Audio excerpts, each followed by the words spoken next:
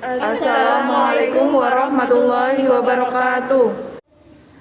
Kami dari kelompok Kartini 11 MIPA 2, pada kesempatan kali ini kita akan mempresentasikan perjuangan mempertahankan kemerdekaan Indonesia dari ancaman sekutu dan Belanda.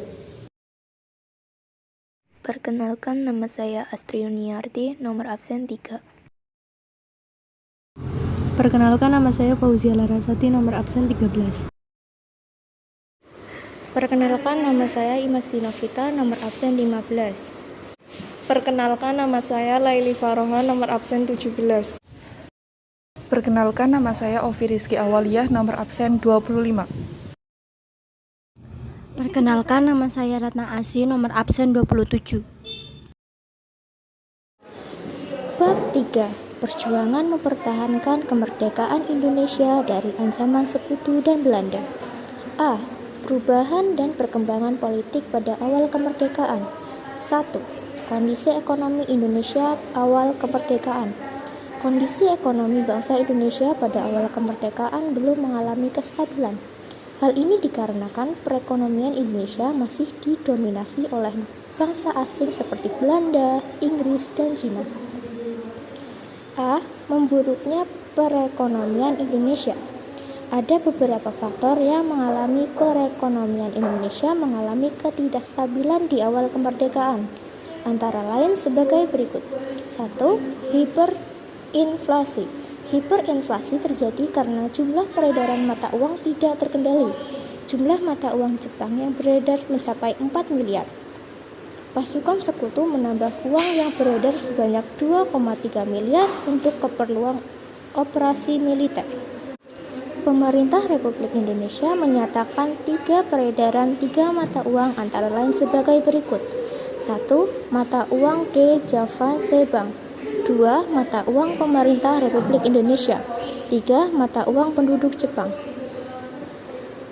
Pada tanggal 6 Maret 1946, Panglima Avni Letnan Jenderal Sir Montagu Stopford mengumumkan beredarnya mata uang Nica di daerah yang diduduki sekutu. Sementara itu, pemerintah Republik Indonesia pada bulan Oktober 1946 mengeluarkan uang Republik Indonesia. Pemerintah juga membentuk Bank Negara Indonesia untuk mengurusi masalah keuangan. 2. Adanya blokade ekonomi yang dilakukan oleh Belanda atau Nica. Pada bulan November 1945, Belanda menutup pintu yang menghubungkan keluar masuknya perdagangan di Indonesia dengan alasan sebagai berikut. A. Mencegah masuknya senjata dan peralatan militer ke Indonesia. B. Mencegah keluarnya hasil perkebunan milik Belanda dan asing lainnya.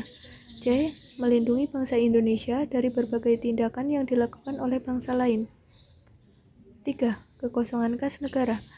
Pada awal kemerdekaan, pendapatan negara dari pajak dan bea masuk sangat sedikit akibat blokade Belanda. Akibatnya, pemerintah Indonesia hanya mengadakan di sektor pertanian untuk memenuhi kebutuhan. B. Usaha menembus blokade ekonomi. Beberapa langkah kebijakan untuk menembus blokade ekonomi yang dilakukan oleh Belanda antara lain sebagai berikut. 1. Diplomasi beras India. Indonesia langsung mengirimkan beras ke India sebanyak 500.000 ton saat mendengar krisis pangan di negara tersebut. 2. Mengadakan hubungan dagang langsung ke luar negeri. Usaha yang dilakukan pemerintah Indonesia untuk mengadakan hubungan dagang dengan luar negeri dilakukan dengan cara A. Mengadakan hubungan dagang dengan perusahaan swasta di Amerika Serikat. B. Menembus blokade ekonomi Belanda di Sumatera. C. Usaha mengatasi kesulitan ekonomi. Beberapa usaha untuk memecahkan permasalahan ekonomi antara lain sebagai berikut. 1. Mengadakan konferensi ekonomi. 2. Pinjaman nasional. 3. Pembentukan Planning Board atau Badan Perancang Ekonomi 19 Januari 1947. 4. Rekonstruksi dan rasionalisasi Angkatan Perang atau RERA tahun 1948. 5. Rencana Kasimo atau Plan Xiomo. 6. Persatuan Tenaga Ekonomi atau PTE. 7. Oyang Republik Indonesia atau ORI. 2. Kondisi politik dan keamanan pada awal kemerdekaan. Kondisi politik Indonesia diawali dari adanya sidang PPKI pada tanggal 18 sampai 19 Agustus 1945 tentang pembentukan panitia kecil dengan Otto Iskandar sebagai ketuanya. Hasil sidang panitia kecil tersebut antara lain: A. Republik Indonesia dibagi menjadi 8 provinsi. B. Pembentukan Komite Nasional. C. Menetapkan 12 kementerian yang membantu tugas Presiden dan melaksanakan pemerintahan dan membuat laporan terkait jalannya pemerintahan. Selanjutnya, pada tanggal 22 sampai 23 Agustus 1945, sidang PPKI membahas pembentukan 3 lembaga dan badan baru, yaitu A. Pembentukan Komite Nasional Indonesia atau KNI.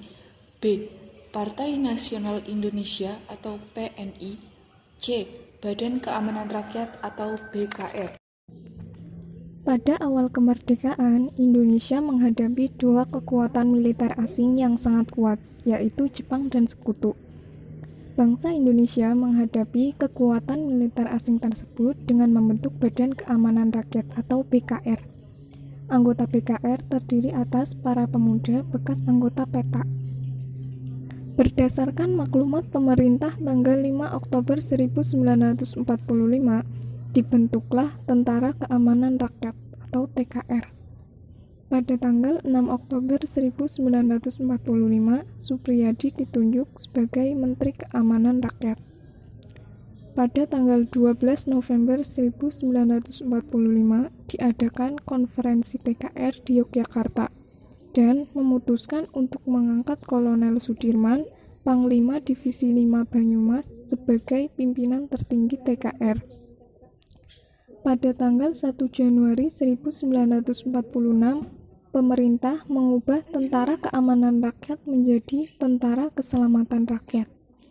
Kemudian, pada tanggal 26 Januari 1946, Tentara Keselamatan Rakyat diganti menjadi Tentara Republik Indonesia atau TRI. Pada tanggal 7 Juni 1947, pemerintah menyempurnakan Tentara Republik Indonesia dan mengubah namanya menjadi Tentara Nasional Indonesia atau TNI. 3. Gejolak sosial pada awal kemerdekaan Indonesia.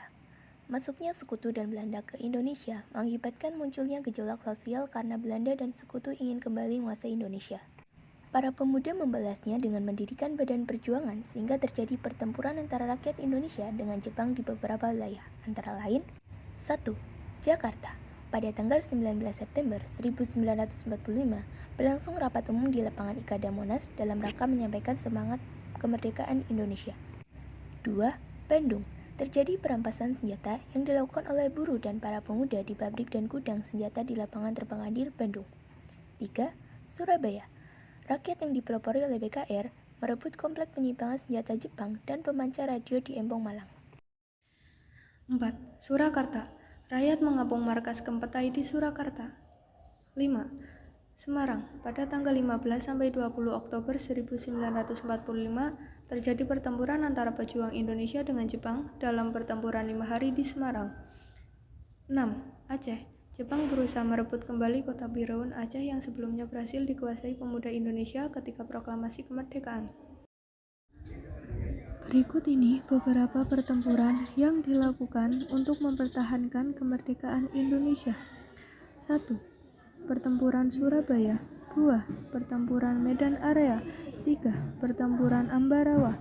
4. Peristiwa Bandung Lautan Api. 1. Pertempuran Surabaya. Pertempuran Surabaya berlangsung 27 Oktober sampai 20 November 1945. Puncaknya pada tanggal 10 November 1945.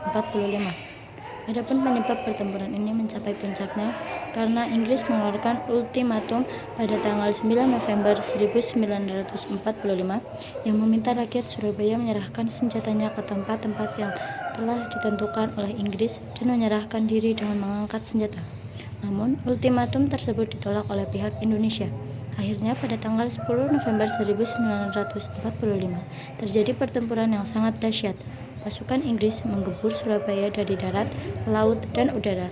Peristiwa 10 November ini diperingati sebagai Hari Pahlawan. 2. Pertempuran Medan Area.